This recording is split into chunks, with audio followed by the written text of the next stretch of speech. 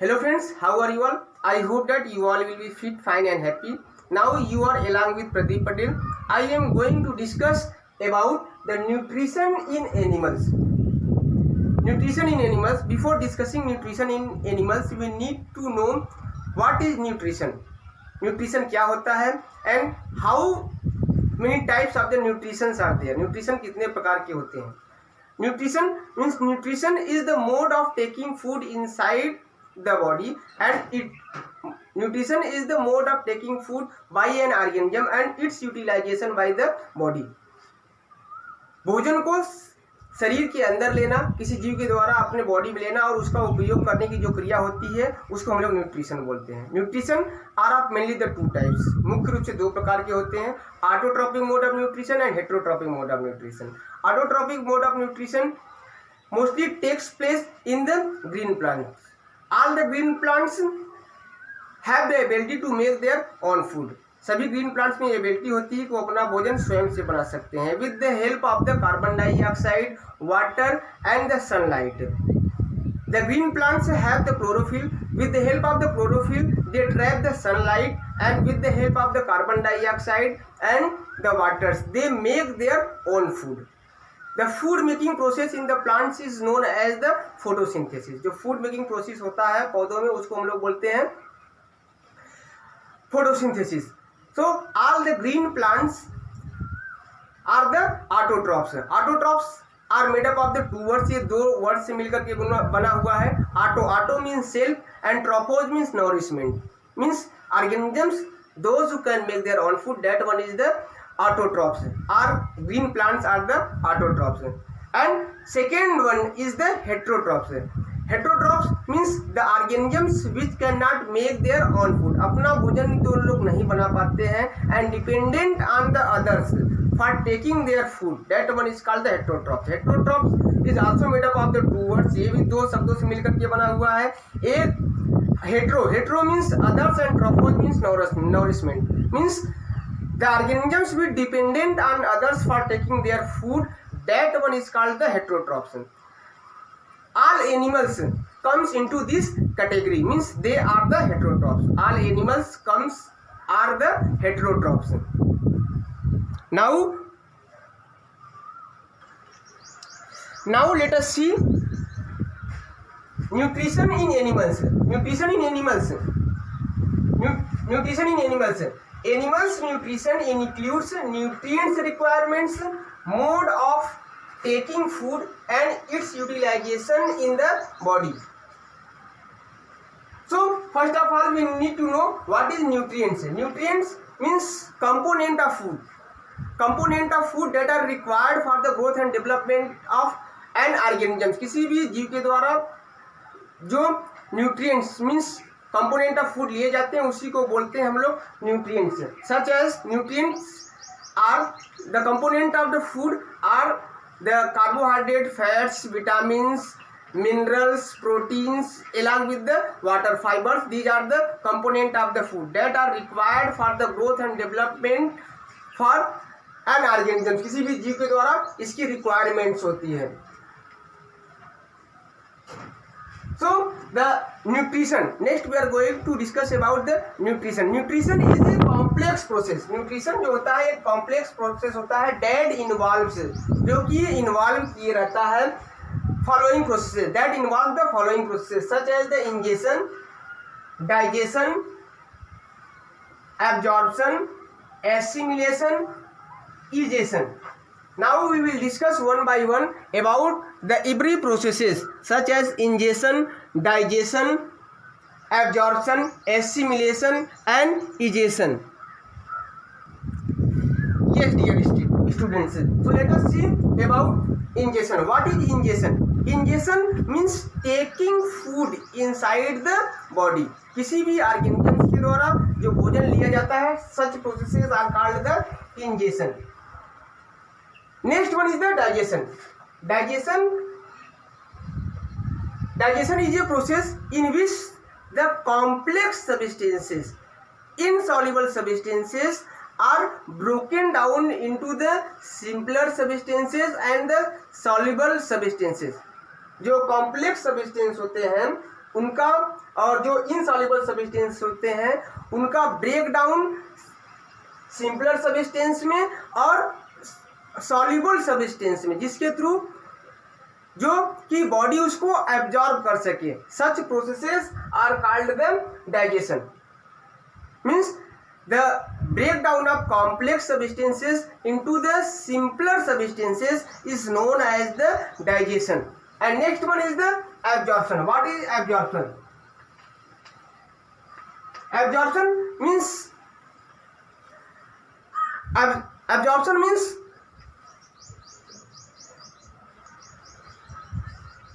absorption is a process in which the digested food passes through the intestinal walls to the body। जो intestinal walls होते हैं उसके through body में जो absorb कर लिए जाते हैं, that process is known as the absorption. Next one is the assimilation. Assimilation means जो digested food होता है when they go to the different body parts.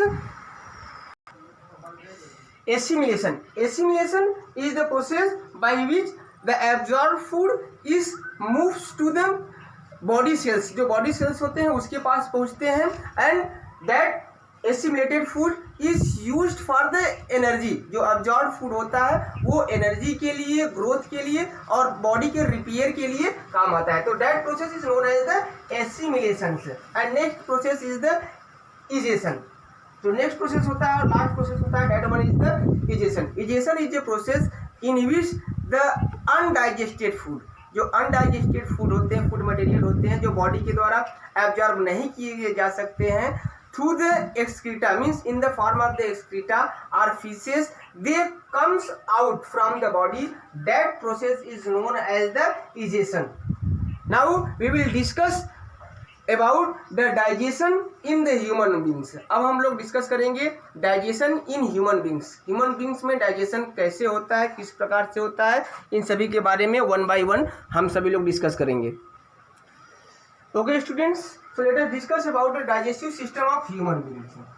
Digestive system of the human being. जो digestive system of human beings होता है means we take the food from our mouth and when it is move inside our stomachs with the help of some enzymes, the food is broken down into the smaller particles and our small intestine absorb some foods and the another food that is not digested, it is thrown out from the anus। Means ये एक लंबा process होता है। Means हमारा जो भोजन का पाचन होता है वो मुंह से लेकर के वो एक कैनाल के थ्रू मीन्स स्मॉल इंटेस्टाइन में तो कंप्लीट हो जाता है, लेकिन से वो कैनाल और आगे तक जाता है जो एनस पर समाप्त होता है।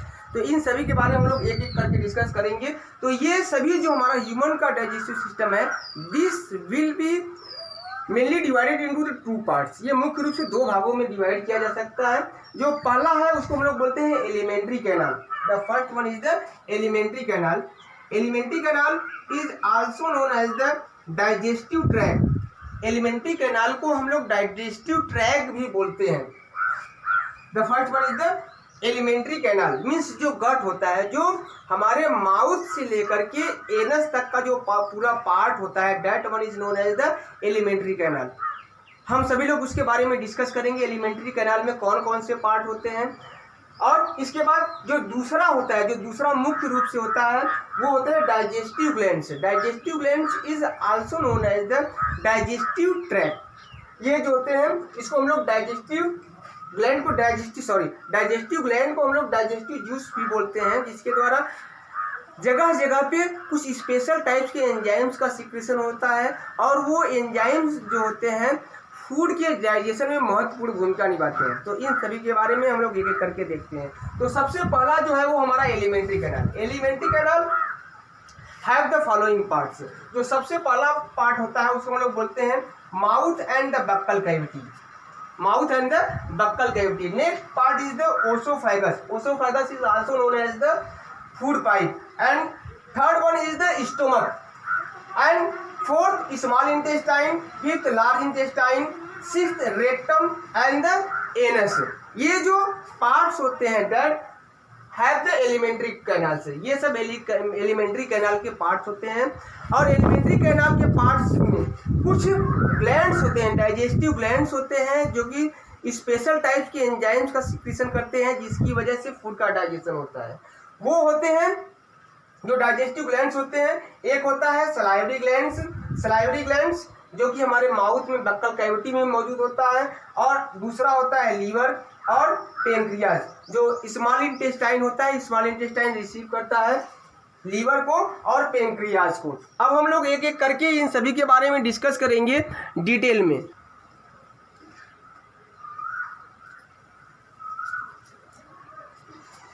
जैसा कि हम फिगर में देख पा रहे हैं, इसमें कि डिफरेंट पार्ट्स को दिखाया गया। This is the human digestive system. ये ह्यूमन डाइजेस्टिव सिस्टम को दिखाया गया, डिफरेंट पार्ट्स को दिखाया गया है। This one is the buccal cavity, buccal cavity, and this part is, this one is the salivary glands, and this part is known as the esophagus, and this one is the diaphragm, and this part is known as the stomach, and here is the pancreas, and this is the small intestine, this is the large intestine, and this part is known as the rectum, and this part is known as the anus, and this one is known as the appendix, and this one is known as the liver, that have the sac-like structure, that one is called the gallbladder, that store the bile juices. So we will discuss one by one in detail. जो buccal cavity होता है, buccal cavity में मुख्य रूप से जो हमारे teeth होते हैं और टंग होते हैं। The teeth helps in the physical digestion of the food. Physical digestion, जो टीथ होते हैं, टंग होते हैं, they helps in the physical digestion of the food. Means cutting, tearing and chewing of the food. ये जो हमारे टीथ होते हैं cutting, tearing and chewing of the food में हेल्प करते हैं। एंड द टंग से helps in swallowing the food, making the food, masticating and its rolling and swallowing of the food से जो भोजन है, भोजन का लुगदी बनाने में, उसमें सलाइवा को मिलाने में, और सलाइवा को मिलाने के बाद उसका लुगदी बना करके उसको swallowing करने में, उसको निगलने में हेल्प करते हैं। तो this is the part of the buccal cavity. हम लोग बाद में थोड़ा सा एक वीडियो अलग से बनाएंगे बक्कल कैविटी के बारे में, जिसमें खास करके हम लोग टीथ के बारे में डिस्कस करेंगे। मीन्स जो टेम्पोररी टीथ होते हैं, जिसको मिल्क टीथ भी बोलते हैं, और परमानेंट टीथ, और जो कैविटीज़ होते हैं, जो टूथ डीकेज होते हैं, उसके बारे में डिस्कस करेंगे। तो ये जो टूथ होता है means buccal cavity, teeth physical digestion में हेल्प करता है। अब हमारा जो भोजन होता है means we ingest the food from our mouth. हम अपने माउथ के द्वारा जो भोजन होता है वो अपने माउथ में ले लेते हैं, इंजेस्ट कर लेते हैं। Such process is known as the injection, hands के द्वारा। अब ये यहाँ पे माउथ में पहुँचता है। माउथ में पहुँचने के बाद यहाँ पे कुछ जो सबसे पहला एंजाइम्स होता है वो सलाइवरी ग्लैंड्स के थ्रू सलाइवरी एमाइलेज का सिक्रीशन होता है। जो सलाइवरी एमाइलेज होता है that helps to partially digest the food. Partially digestion, food के पार्शियली डाइजेशन में हेल्प करता है। मीन्स कुछ जो हमारा भोजन होता है, कुछ जो स्टार्च होता है वो कुछ यहाँ पे इसका डाइजेशन होने स्टार्ट हो जाता है। फिर इसके बाद हमारा जो भोजन होता है वो फूड पाइप के through, this is the oesophagus और food pipe, this one is also known as the food pipe. Food pipe के थ्रू हमारा जो भोजन होता है वो स्टमक में पहुंचता है।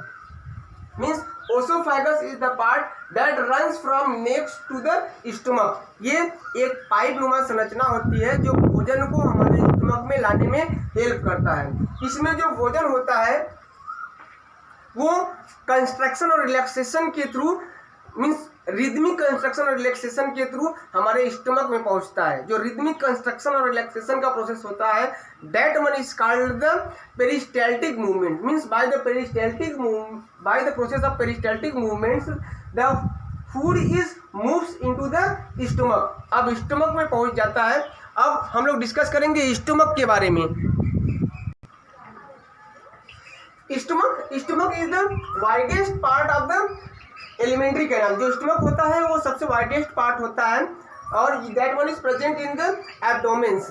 जो एब्डोमेन्स होता है वहाँ पे मौजूद होता है। Stomach secrete some substances such as the यसियल। जो इसके वॉल्स होते हैं, inner wall of the stomach secrete the HCl, ये जो इनर वाल होते हैं they secrete the HCl, hydrochloric acid का सिक्रीशन करते हैं, they secrete the HCl, pepsin and the mucus. ये 3 प्रकार के सब्सटेंसेस का सिक्रीशन करते हैं जिसको हम लोग बोलते हैं हाइड्रोक्लोरिक एसिड, म्यूकस और जो हाइड्रोक्लोरिक एसिड, म्यूकस और जो तीसरा होता है उसको हम लोग बोलते हैं from the stomachs 3 substances secreted such as the hydrochloric acid, HCl, mucus and the pepsin. Means ये जो इनर वाइल इसके लाइनिंग होते हैं इससे HCl का सिक्रेशन होता है। The main function of the HCl is to kill the germs and makes the food acidic.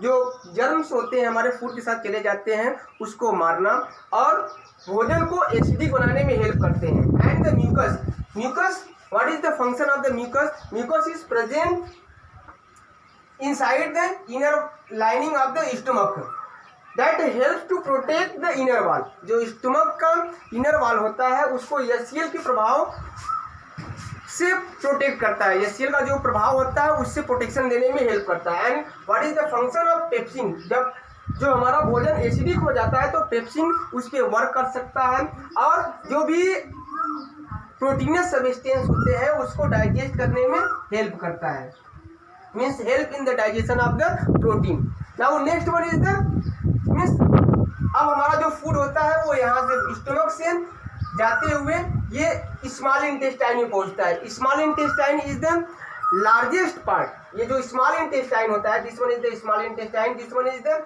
Largest part, सबसे लंबा पार्ट होता है जो कि लगभग 6 से 7 मीटर तक लंबा होता है। और इसमें क्या होता है, जो सबसे ऊपर का पार्ट होता है उसको हम लोग बोलते हैं डिओडेनम। जब भोजन यहाँ पे पहुँचता है मीन्स स्टमक में लगभग 3-4 घंटे के आसपास भोजन हमारा रहता है, फिर इसके बाद वहाँ से आने के बाद स्मॉल इंटेस्टाइन में आता है। स्टमक में भोजन का चर्निंग होता रहता है, कंटिन्यूअसली 3-4 घंटे चर्निंग होता रहता है। स्मॉलर पार्टिकल्स में होने के बाद ये स्मॉल इंटेस्टाइन में आता है। स्मॉल इंटेस्टाइन में आने के बाद इसमें स्मॉल इंटेस्टाइन का मेन फंक्शन ये होता है the food that is digested. Small intestine also receive the 2 glands. ये 2 प्रकार के ग्लैंड्स को रिसीव करता है। एक को हम लोग बोलते हैं small intestine receive the 2 glands, एक को हम लोग बोलते हैं पेंक्रियाज और दूसरे को बोलते हैं liver. This one is the pancreas and this one is the liver.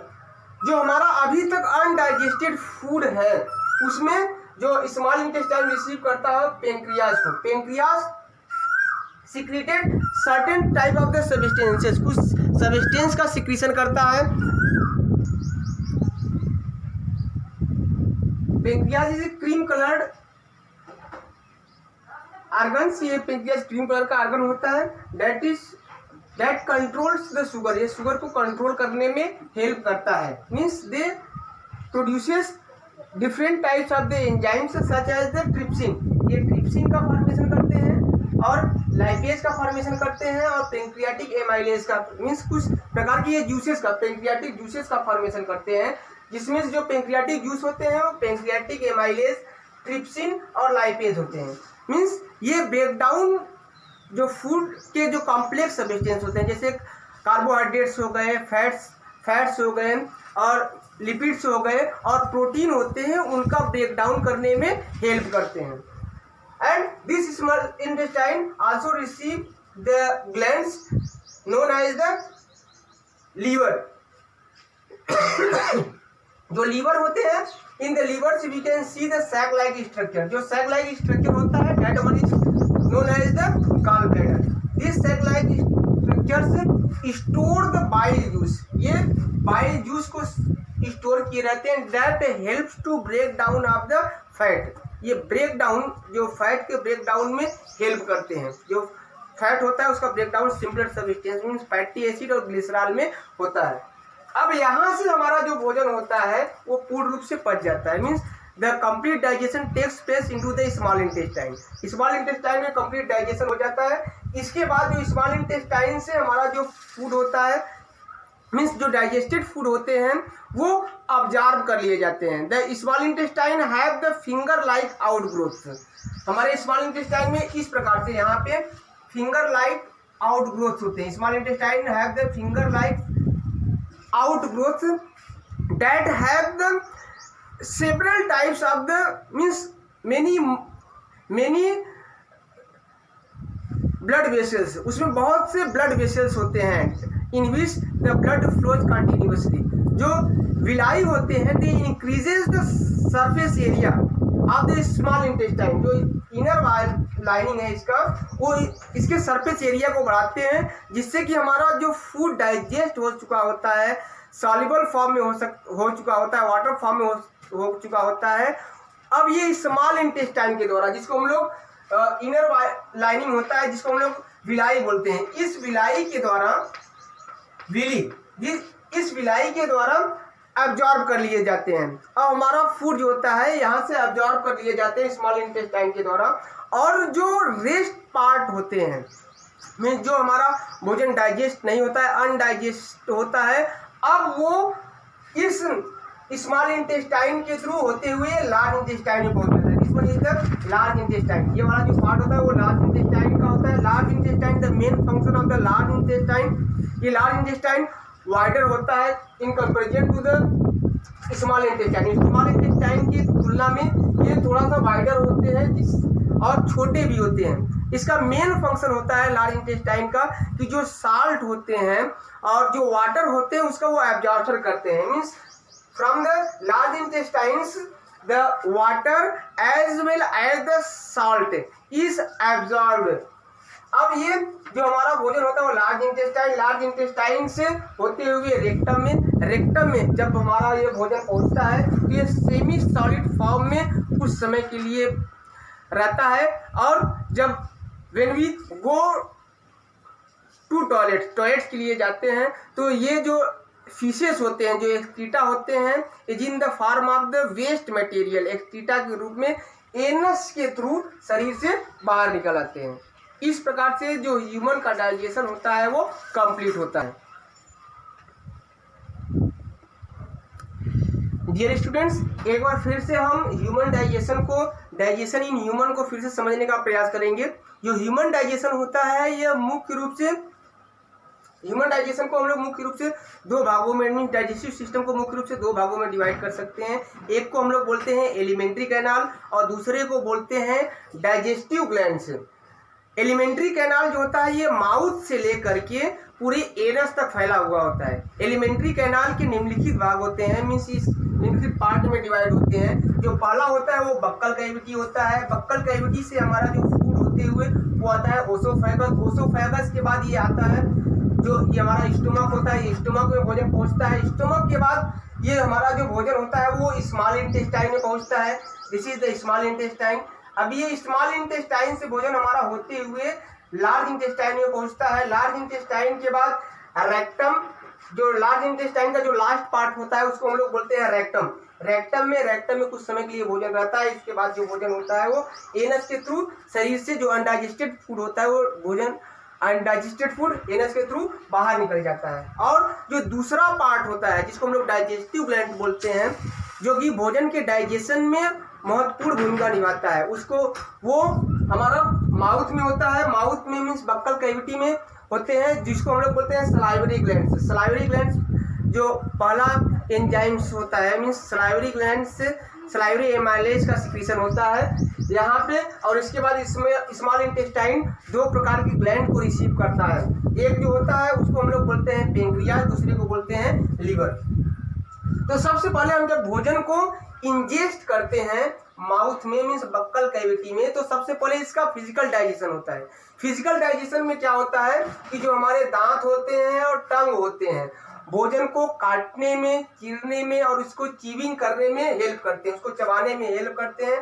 जब भोजन हमारा फिजिकल डाइजेशन इसका हो जाता है तो टंग की सहायता से जो सलाइवा होता है, मीन्स सलाइवरी एमाइलेज, सलाइवा का सिक्रीशन सलाइवरी ग्लैंड से होता है, तो हमारे ये भोजन को मिक्सअप करके ये स्वॉलिंग करने में हेल्प करते हैं। तो हमारा भोजन जो होता है वो माउथ से, बक्कल कैविटी से होते हुए ओसोफेगस के थ्रू ओसोफेगस के थ्रू में, ओसोफेगस में पेरिस्टाल्टिक मूवमेंट होता है, ओसोफेगस में पेरिस्टाल्टिक, ओसोफेगस को हम लोग दूसरे नाम से फूड पाइप के नाम से भी जानते हैं। फिर इसके बाद हमारा जो यहाँ से नेक से लेकर के स्टमक तक का जो पार्ट होता है, जो पाइप की तरह पार्ट होता है, उसको हम लोग ओसोफेगस बोलते हैं। यहाँ इसमें भोजन पेरिस्टाल्टिक मूवमेंट करते हुए, कंस्ट्रक्शन और रिलैक्सेशन करते हुए स्टमक में पहुंच जाता है।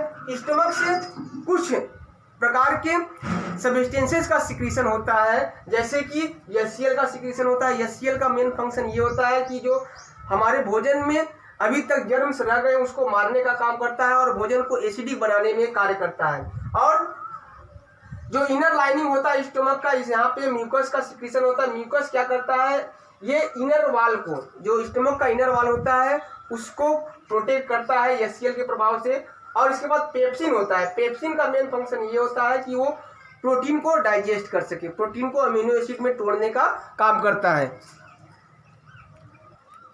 स्टमक में हमारा भोजन लगभग 3 घंटे के आसपास, नियरली 3 घंटे के आसपास रहता है और उसका बराबर चर्निंग होता रहता है। जो चर्निंग मीन्स उथल पुथल होता रहता है। और इसके बाद हमारा भोजन कुछ पच जाता है। पचने के बाद ये इस रास्ते से होते हुए स्मॉल इंटेस्टाइन में पहुंचता है। स्मॉल इंटेस्टाइन जो कि कंप्लीट, जहाँ पे भोजन का कंप्लीट डाइजेशन होता है, वहां पे स्मॉल इंटेस्टाइन क्या करता है कि 2 प्रकार के ग्लैंड को रिसीव करता है।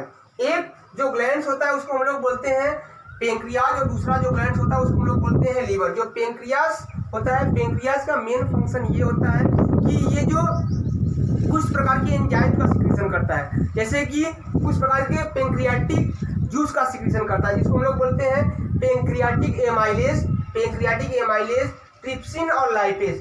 पेंक्रियाटिक एमाइलेज जो होता है वो कार्बोहाइड्रेट्स को ब्रेक डाउन करने में हेल्प करता है। जो लाइपेज होता है वो जो फैट्स होते हैं उसको ब्रेक डाउन करने में हेल्प करता है। और जो ट्रिप्सिन होता है वो प्रोटीन को डाइजेस्ट करने में हेल्प करता है।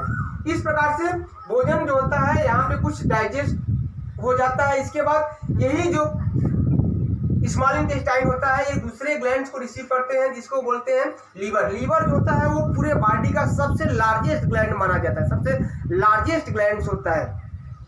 और ये जो ग्लैंड्स होता है, ब्लड ग्लैंड्स होता है, ये रिसीव करता है सैक लाइक स्ट्रक्चर एक होता है इसमें, जिसको हम लोग गाल ब्लैडर बोलते हैं। ये गाल ब्लैडर ये कुछ डाइजेस्टिव जूस का सिक्रीशन करते हैं। मीन्स ये गाल ब्लैडर स्टोर करता है बाइल जूस को। बाइल जूस का मेन फंक्शन ये होता है कि जो फैट अभी तक पचे नहीं हुए हैं, अभी जो इनसॉल्युबल फैट्स हैं, जो इनसॉल्युबल फैट्स को ये डाइजेशन करने में हेल्प करते हैं। यहाँ से फैट का डाइजेशन हो जाता है। और फिर जब फैट का डाइजेशन हो जाता है मीन्स जो बाइल जो होते हैं वो एक्ट करते हैं फैट पे। फैट का ब्रेकडाउन ग्लिसरॉल में होता है, फैटी एसिड में होता है। इसके बाद जो भोजन का होता है वो कंप्लीट डाइजेशन हो जाता है। मीन्स कंप्लीट डाइजेशन होने के बाद जो हमारा इनर वॉल होता है स्मॉल इंटेस्टाइन का, उसमें कुछ फिंगर लाइक्स, बहुत से thousand of the finger like outgrowths are there. कुछ फिंगर लाइक आउटग्रोथ्स होते हैं जो कि जिसको हम लोग विलाई बोलते हैं, विली। ये विलाई जो होते हैं सिंगुलर विलस से मिलकर के बने होते हैं। इसका मेन फंक्शन ये होता है कि ये एब्जॉर्प्शन एरिया को बढ़ाते हैं। जो एब्जॉर्प्शन एरिया होता है उसको बढ़ाते हैं, जिसकी वजह से ये विलस में सब ब्लड वेसल्स होते हैं। वो ब्लड वेसल्स क्या करते हैं कि ब्लड वेसल्स जितने भी फूड डाइजेस्ट हो गए हैं, सॉल्युबल फॉर्म में हो गए हैं, वो उसको ऑब्जॉर्ब कर लेते हैं। वहाँ से ऑब्जॉर्ब करने के बाद अब ये बॉडी में जिस पार्ट में ब्लड में मिलने के बाद जहाँ पर भी ब्लड जाता है पूरे बॉडी पार्ट में, वहाँ सभी सेल तक फूड को पहुँचाने में हेल्प करते हैं। अब हमारा जो अनडाइजेस्टेड फूड होता है वो स्मॉल इंटेस्टाइन से होते हुए लार्ज इंटेस्टाइन में पहुँच जाता है। लार्ज इंटेस्टाइन में जब ये पहुँचता है भोजन, तो लार्ज इंटेस्टाइन का मेन फंक्शन ये होता है कि लार्ज इंटेस्टाइन ये वाइडर पार्ट होता है, स्मॉल इंटेस्टाइन से छोटा होता है। स्मॉल इंटेस्टाइन की बात करें तो ये सबसे लार्जेस्ट पार्ट होता है, लगभग 6 से 7 मीटर तक लंबा होता है।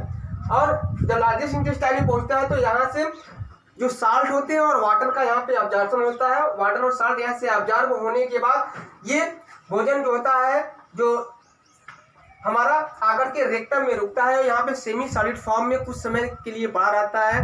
And when we go to the toilet then this faeces this wastage comes from the anus, ये हमारे एनस के थ्रू शरीर से बाहर निकल आते हैं। तो ये इस प्रकार से ह्यूमन डाइजेस्टिव सिस्टम कंप्लीट होता है। Okay, thank you.